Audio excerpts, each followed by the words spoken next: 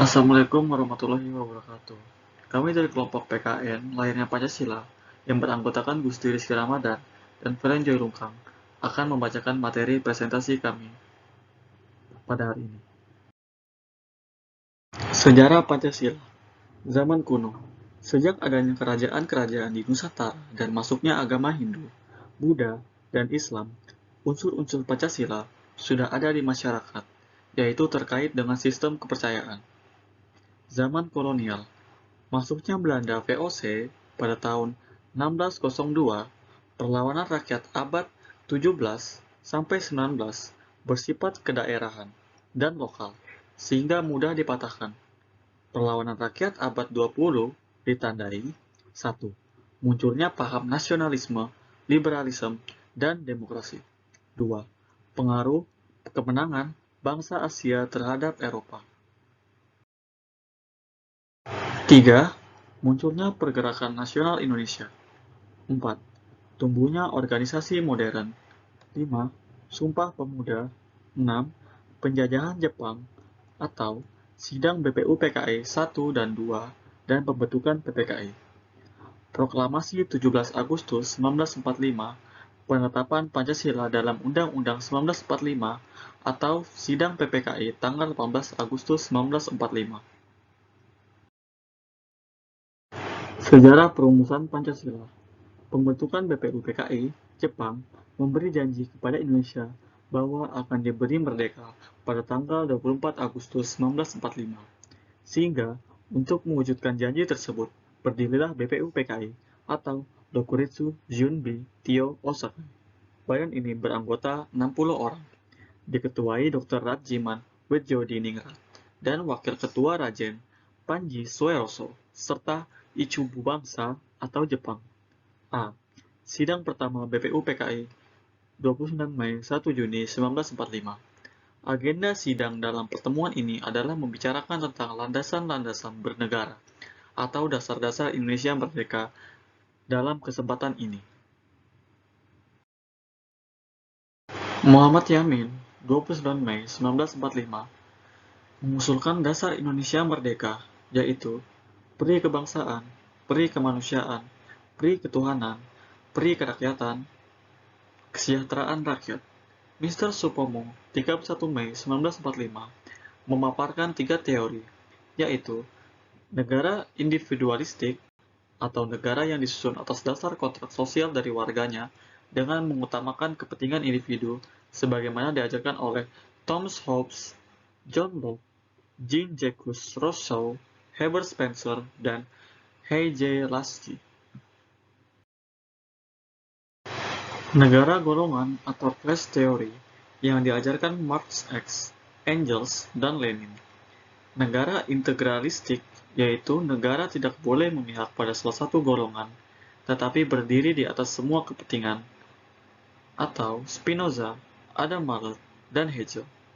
Dalam hal ini, Supomo menolak negara individualistik dan negara golongan, namun mengusulkan negara integralistik atau negara persatuan, yaitu negara satu untuk semua orang.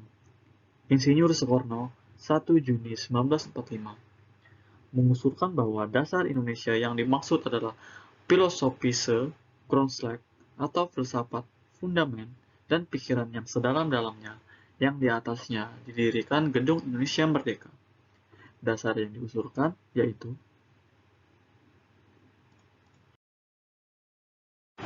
kebangsaan atau nasionalisme, kemanusiaan atau internasionalisme, musyawarah, mufakat, perwakilan, kesejahteraan sosial, ketuhanan yang berkebudayaan. Kelima prinsip tersebut diberi nama Pancasila.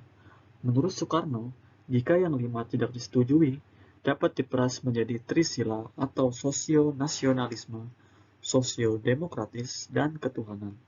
Selanjutnya, jika yang 3 juga tidak disenangi, dapat diperas menjadi Ekasila, yaitu gotong royong, dan inilah dasar asli bangsa Indonesia.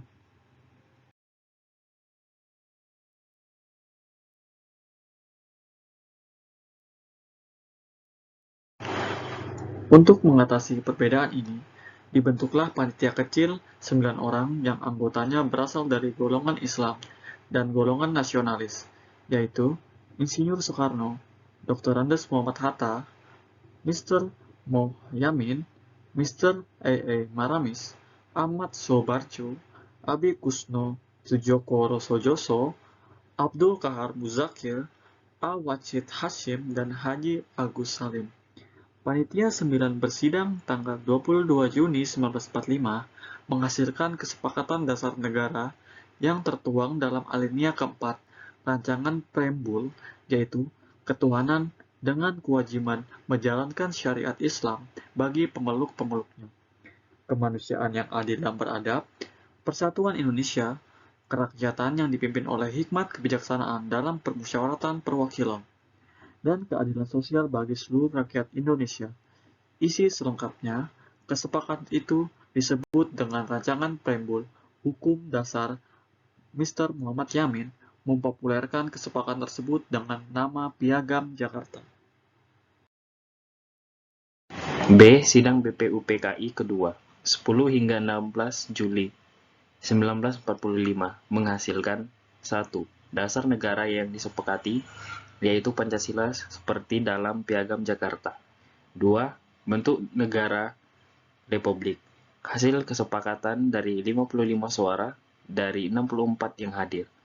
3. Wilayah Indonesia disepakati meliputi wilayah Hindia Belanda, Timur Timur, dan Malaka. 39 suara. 4. Dibentuk 3 panitia kecil. A.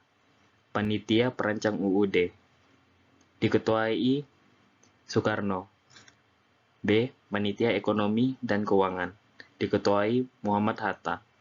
C. Panitia Pembela Tanah Air. Diketuai Abi Kusno Djokrosojoso.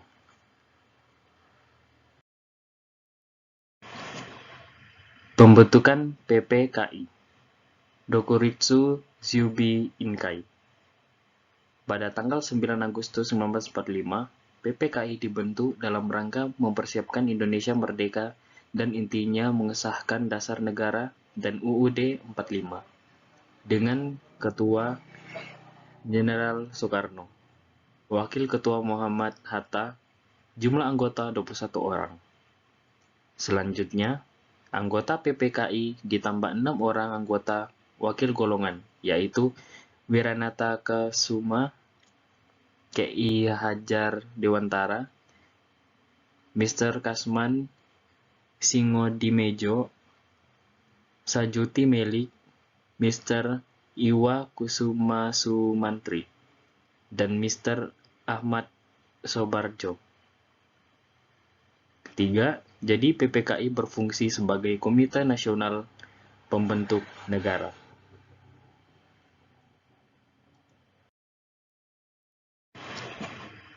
Proklamasi Kemerdekaan. 1. Jepang menyerah pada sekutu. 2. Golongan pemuda. Soekarni, Adam Malik, Kusnaini, Sultan Jahrir, Sudarso, Supomo, dan kawan-kawan meminta Soekarno untuk segera mengumumkan kemerdekaan Republik Indonesia. Sebaliknya, golongan tua masih banyak berpikir dan pertimbangan. Nomor 3, terjadilah kesepakatan di Rengse Dengklok dan proklamasi dilaksanakan hari Jumat 17 Agustus oleh Soekarno dan Muhammad Hatta di Jakarta.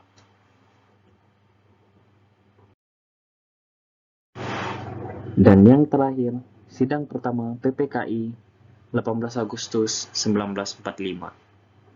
1. Sore hari setelah proklamasi, datang ofisir Jepang ke rumah Bung Hatta menyampaikan keberatan wakil Indonesia bagian timur terhadap 7 kata dalam sila pertama Piagam Jakarta. 2. Sebelum sidang, Bung Hatta menemui wakil-wakil Islam. Akhirnya disepakati untuk menghilangkan 7 kata tersebut. 3.